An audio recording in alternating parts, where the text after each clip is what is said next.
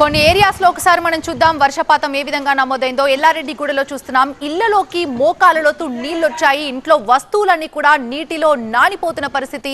ఏకంగా ఇంట్లో ఉన్న వస్తువులన్నీ కూడా చెల్లాచెదురుగా పడిపోయాయి. ఒకసారి ముసరంబాగ్ లో చూస్తే బ్రిడ్జ్ మీదుగా మూసి ప్రవాహం ఏ విధంగా కొనసాగుతుందో మనం చూడొచ్చు. వాహనదారులు తీవ్ర ఇక్కట్లు పడుతున్నారు.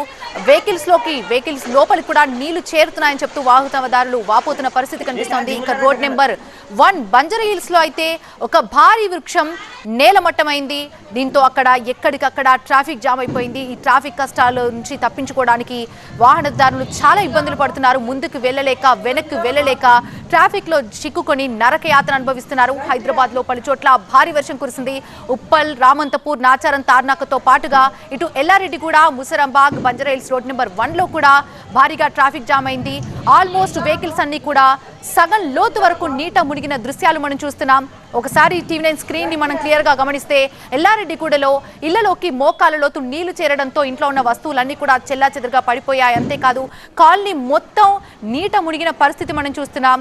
ముసరాంబాగ్కి వెళ్తే బ్రిడ్జ్ మీదుగా మూసి ప్రవాహం ఏ విధంగా కొనసాగుతుందో, వాహనదారులు ఏ విధంగా ఇక్కట్లు పడుతున్నారో మనం ఒకసారి చాలా క్లియర్ గా చూస్తున్నాం. వాహనాలు ముందుకు కదలలేని పరిస్థితి కనిపిస్తోంది. కొన్ని వెహికల్స్ లోకి నీళ్లు వెళ్లిపోయి ఇంజిన్ ఆగిపోయి వాహనదారులు చాలా ఇబ్బందులు పడుతున్నారు. ఇక బంజారాహిల్స్కి వస్తే బంజారాహిల్స్ రోడ్ నెంబర్ 1 లో ఒక భారీ వృక్షం నేలమట్టమైంది. దీంతో వాహనదారులు ముందుకు కదలలేని పరిస్థితి ఉంది. అంతేకాదు కొన్ని ఏరియాస్ లో అయితే ఎక్కడికక్కడ స్తంభాలు కూలిపోయి విద్యుత్ సరఫరా నిలిచిపోయింది. మరికొన్ని ఏరియాస్ లో మనం చూస్తున్నాం తీగలు వేలాడుతున్నాయి. Current wires and electric wires కొన్ని వేలాడుతున్న దృశ్యాలు మనం చూస్తున్నాం. అలాంటి సమయంలో అక్కడి నుంచి వెళ్ళేప్పుడు చాలా జాగ్రత్తగా వెళ్ళాలి. వాటిని తాకకుండా, వాటి మీద నుంచి వెహికల్స్ వెళ్లకుండా చూసుకోవాల్సిన బాధ్యత ఖచ్చితంగా మీపై ఉంటుంది. బయటకు వెళ్లాలంటేనే కూడా ప్రజలు వణికిపోతున్నారు.